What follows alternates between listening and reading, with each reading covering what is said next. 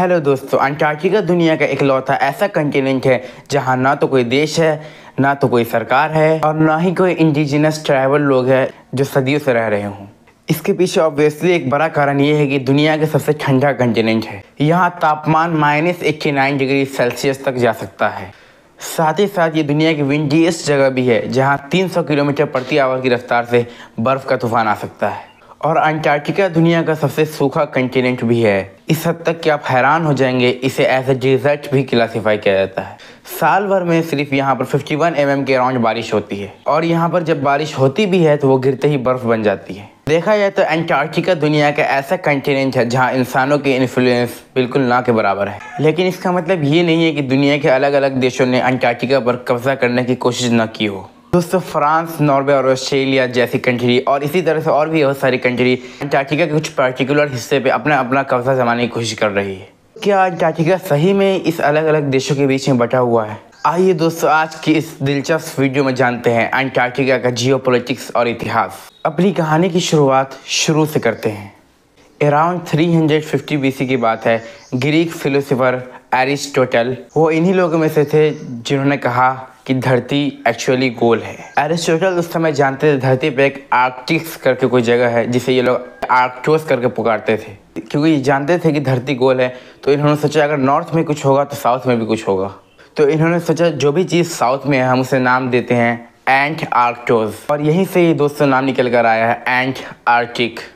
पहली बार दोस्तों इंसानों ने 1890s ही के करीब अंटार्कटिका में अपना कदम रखा। कई सौ साल पहले ही अंटार्कटिका नक्शों में दिखना शुरू हो चुका था।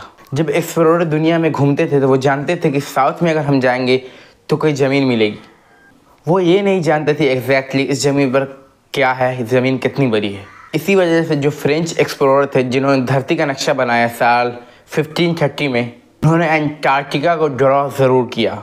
इसके करीब 200 साल बाद साल 1773 में British naval officer James cook पहले इंसान बन जाते हैं एंटार्कटिक सर्कल के साउथ में जाने वाले। करीब 130 किलोमीटर दूर थे अंटार्कटिका से जब इन्होंने अपनी शिप को वापस मोड़ा। हालांकि इन्होंने अंटार्कटिका को देखा नहीं, लेकिन इन्होंने आइसबर्ग ज़रूर देखे जिसमें रॉक डिपॉजिट थे। और ज़्यादा अंटार्कटिका के करीब जाना इतना डेंजर था कि उन्होंने फेमसली कहा, उन्हें इतना यकीन था कि अंटार्कटिका तक कोई पहुँच ही नहीं सकता था क्योंकि अंटार्कटिका इतना खतरनाक था। हवाएं इतनी तेज़ चल रही और जहाज़ किन्हीं भी आइसबर्ग से टकरा सकती है। लेकिन इनकी बात 50 साल बाद गलत साबित हो जाती है। पहली बार अंटार्कटिका की ज़मीन पर किसने कदम रखा, ये बात काफ़ी कंट्रोवर्शियल है क्योंकि कई लोग क्लेम करते हैं कि वो पहले इंसान थे।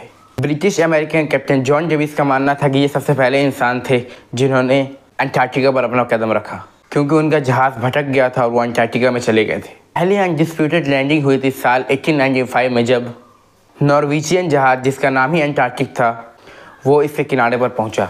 इस जहाज़ में मौजूद लोग छोटी सी बोट उतारी जिसमें 6-7 लोग बैठकर अंटार्कटिक की ज़मीन तक गए। इस बोट में एक नॉर्वेजियन थे, कार्स्टन ब्रोच ग्रेविन। ये कहते हैं कि बोट से पहले उतरे थे और इन्होंने अंटार्कटिका की ज़मीन पर पहले कदम रखा।